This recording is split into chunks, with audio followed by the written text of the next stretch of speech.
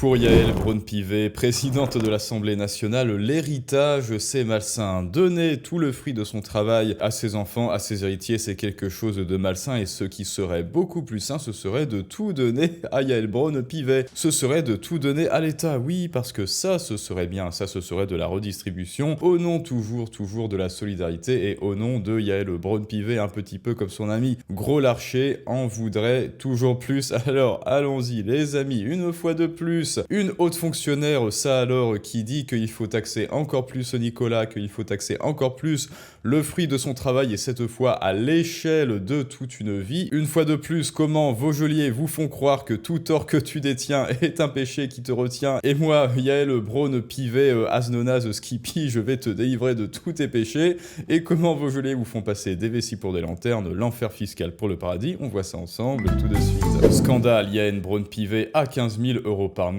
sans compter bien sûr les avantages, notamment la petite maison de fonction ose traiter l'héritage de trucs malsains. Elle qui empoche 320 000 € en 3 ans d'argent public, vit dans l'opulence avec nos impôts, eh bien ça n'est pas suffisant, il lui faut plus d'impôts, encore plus d'impôts, toujours plus, et donc on va convoquer les taxartistes. Comment faire pour taxer encore plus Nicolas? Comment faire pour lui dire que c'est une bonne chose? Eh bien voilà, on va taxer son héritage, il y a de l'argent à gratter avec l'héritage, avec ce qui est censé toucher les enfants de Nicolas, et on va le lui prendre et on sera encore plus riche, et en plus on va utiliser cet argent pour lui faire encore plus la morale, tel Impoception. Alors écoutons-la en plein écran.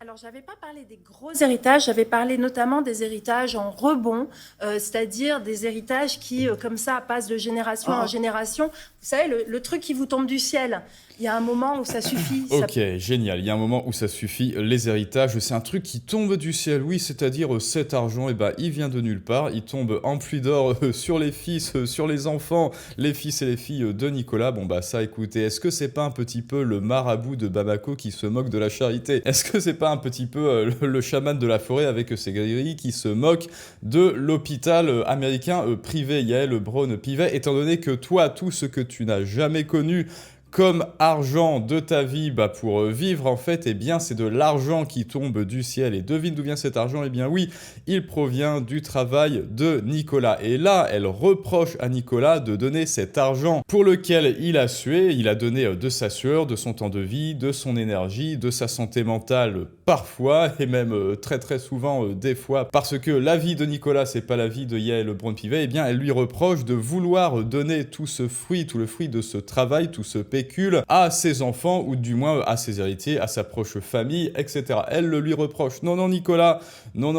tu dois tout donner à Skippy, tu dois tout donner à Skippy Braun-Pivet, ne l'oublie pas, je vais en faire bien meilleur usage que tes enfants. C'est ça qu'elle dit en sous-texte. Là, ne la croyez pas. Souvenez-vous que ces gens sont des nudgers, ce sont des pros. Enfin, en fait, moi, de mon point de vue, ce sont plutôt des amateurs. Mais hélas, ils utilisent cet amateurisme dans leur profession. Ce sont des amateurs de storytelling. Comment prendre l'argent des enfants de Nicolas et l'argent de Nicolas pour éviter qu'il ne lègue un héritage dans sa famille, que ça reste dans sa famille? Eh bien, pour que cela nous revienne, on va lui dire que c'est un truc qui tombe en pluie d'or, que c'est un truc qui tombe du ciel, et que c'est malsain. Et donc phase 1, invention du narratif, phase 2, on prend l'argent de Nicolas, et phase 3, profit. Comme ça, se poursuivre sur des générations et des générations. Donc oui, moi je pense qu'il faut en tout cas taxer davantage les héritages, mettre ce sujet en débat sur la table. Alors ça ne sera pas fait au détour d'un amendement, mais en tout cas il doit y avoir un travail collectif qui est mené sur la taxation des héritages. La fiscalité, on voit bien aujourd'hui que la circulation des richesses de génération en génération ne se fait pas bien dans notre pays, et ça n'est pas... Bah si, ça se fait très bien. Enfin non, sauf en France, parce que vous avez vu, dès que vous voulez léguer, dès que des enfants, dès que les enfants de Nicolas veulent avoir, dès sa mort, dès le décès des parents, ils doivent payer la moitié de la valeur de la maison en frais, en taxes, etc., les droits de succession, etc. Donc ce que veut Yaël Braun-Pivet comme rêve humide, comme rêve mouillé communisto-communiste, que même Ceausescu, pour lequel même Ceausescu n'osait pas rêver, pour lequel même Staline serait jaloux, ou même Xi Jinping serait jaloux, eh bien c'est un monde en France qui est déjà advenue. Et elle veut pousser le bouchon encore plus loin. Maurice Braun-Pivet veut pousser le bouchon encore plus loin. Elle veut alors pas des amendements, mais elle veut un débat sur la table. Il faut prendre tout l'argent de Nicolas. Mais à qui est-ce que ça va revenir alors cet argent, dis-moi? À qui est-ce que ça va revenir? Ah oui, je sais à qui, à Gros Larcher, à tes copains, et à Yael Braun-Pivet, bien sûr. Ça, alors, est-ce qu'on n'est pas en train de voir quelqu'un qui nous dit encore une fois, donnez-moi votre argent? Parce que c'est ça, une fois de plus, dès lors qu'on a retiré toutes les conjonctions, toutes les fioritures, tous les encorbellements narratifs, toutes les volutes grammaticales un petit peu audacieuses de Yael Braun-Pivet, eh bien, qu'est-ce qu'il reste comme synthèse abrège frériste? Eh bien, il reste juste, donne l'argent, donne-moi ton argent, Nicolas. Et si on veut être un petit peu moins synthétique, donne l'argent, Nicolas, sinon tu es un gros facho, et en fait, voilà, tout tort que tu détiens, blablabla, Skippy.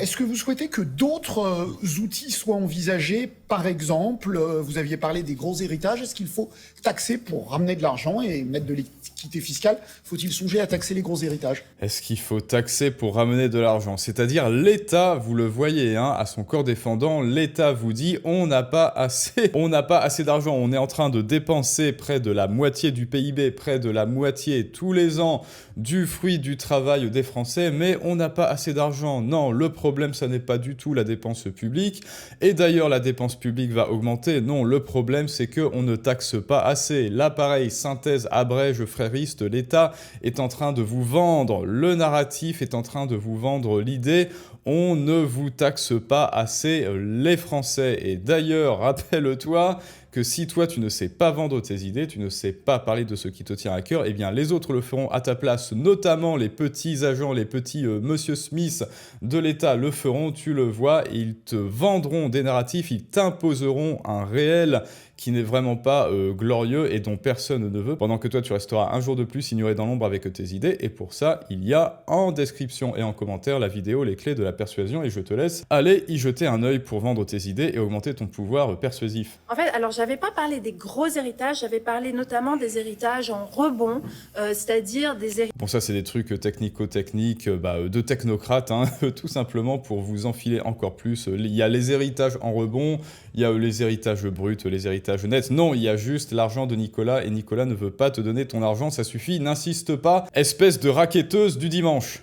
Qui, comme ça, passe de génération en génération. Vous savez, le truc qui vous tombe du ciel, il y a un moment où ça suffit. Oui, alors, il y a un moment où ça suffit, là, le truc qui vous tombe du ciel. Maintenant, on va te débunker un petit peu, donc phase 2. Phase 2. Yael Braun-Pivet, présidente de l'Assemblée nationale, a osé déclarer « Je ne vis pas au crochet de l'État » et elle a osé déclarer, eh bien, il y a à peine 5 secondes, que l'héritage, c'est un truc qui vous tombe du ciel, donc rémunération brute mensuelle. Plus de 15 000 € par mois, indemnité de base en tant que député, 7 600 €, indemnité de fonction, c'est-à-dire présidente, voilà, 7 700 €. Mais ça n'est pas fini parce que contrairement à toi, Nicolas, hein, tu sais, toi qui vas te voir... toi qui vas te voir disrupter eh bien, ton héritage, elle a aussi des avantages. Et oui, et toi, est-ce que tu as des avantages, Nicolas? Non, eh bien, cette femme qui a des avantages, elle veut te prendre ton pognon. Elle veut te prendre ton pognon. Non, elle ne veut pas partager ses avantages. Ah non. Là, par contre, partager les avantages des hauts fonctionnaires, ça ne se fait pas. En revanche, il faut partager ton argent, Nicolas. Tu comprends que c'est à sens unique? Oui. Est-ce que tu comprends que c'est toi qui dois faire des efforts et que elle ne te doit rien parce que de toute manière, c'est toi qui la sponsorise et c'est toi qui lui permet d'avoir tous ses privilèges et tous ses avantages. Privilèges et avantages qu'elle ne partagera jamais.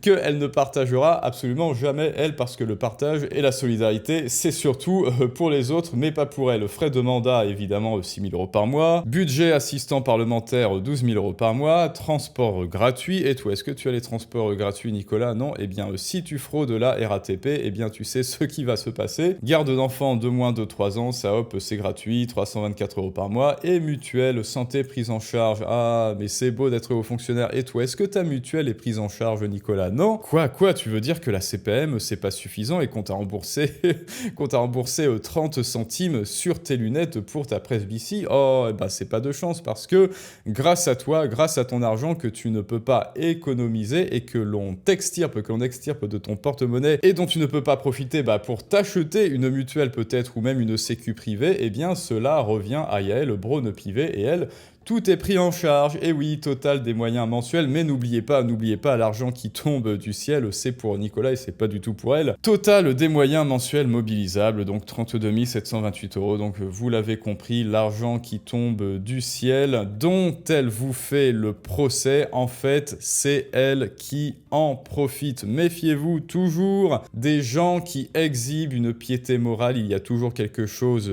derrière, il y a toujours une bonne raison pour laquelle des gens investissent du temps de vie et de l'énergie pour faire des reproches aux autres. La plupart du temps, les discours sur les autres en disent plus sur l'orateur que sur les autres, justement. Et la vertu, c'est comme la confiture, moins on en a et plus on l'étale. Et son mari est pété de thunes également. Oui, ça c'est un autre avantage.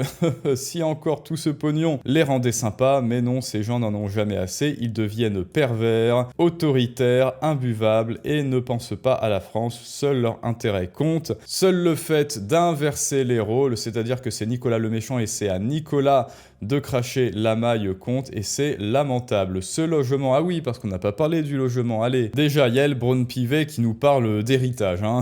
Elle est actionnaire de 9 grands groupes et son patrimoine n'est pas disponible en ligne. En revanche, le patrimoine de Nicolas est suivi par tout l'État français, et s'il manque un centime à l'URSSAF, eh bien c'est majoration, évidemment. Et le logement de fonction, donc, de Yael Braun-Pivet, eh bien c'est ça, c'est l'hôtel privatisé, hein, l'hôtel particulier de l'ACEI, le logement de fonction de Yael Braun-Pivet qui tombe du ciel. Non, non, ça ne tombe pas du tout du ciel, ça. Mais dis donc, Yael Braun-Pivet, n'oublie pas que tout cet argent, tout ce patrimoine, tous ces avantages qui tombent du ciel, eh bien, c'est malsain. Et oui, c'est malsain. Donc, il faut que tu partages avec Nicolas. Donc, laisse Nicolas et sa famille, bien sûr, habiter l'hôtel de l'ACEI. Et n'oublie pas que c'est au nom de la solidarité et du partage. Et que si tu es quelqu'un de sain, eh bien, n'oublie pas que Skippy, que c'est la volonté de Skippy, que tu partages cet hôtel avec un très beau jardin. Donc là, on va installer une petite balançoire, une petite piscine pour la famille de Nicolas. Et n'oublie pas de sourire, Yael Braun-Pivet, c'est au nom du partage et de l'argent qui ne doit pas tomber du ciel. Et allez, petite dernière séquence pour ceux qui ont été sages jusqu'au bout, et après on va clore, de Yael Braun-Pivet qui dit qu'elle ne vit pas du tout au crochet de l'État. L'État ne doit rien à l'État en termes financiers. J'ai eu mon indemnité et je ne vis pas au crochet de l'État et de la collectivité. Ça ne correspond pas à ma façon d'être. Et donc, oui, je vis chez moi, je fais ma vaisselle comme tout le monde, comme tous les Français, et c'est bien comme ça.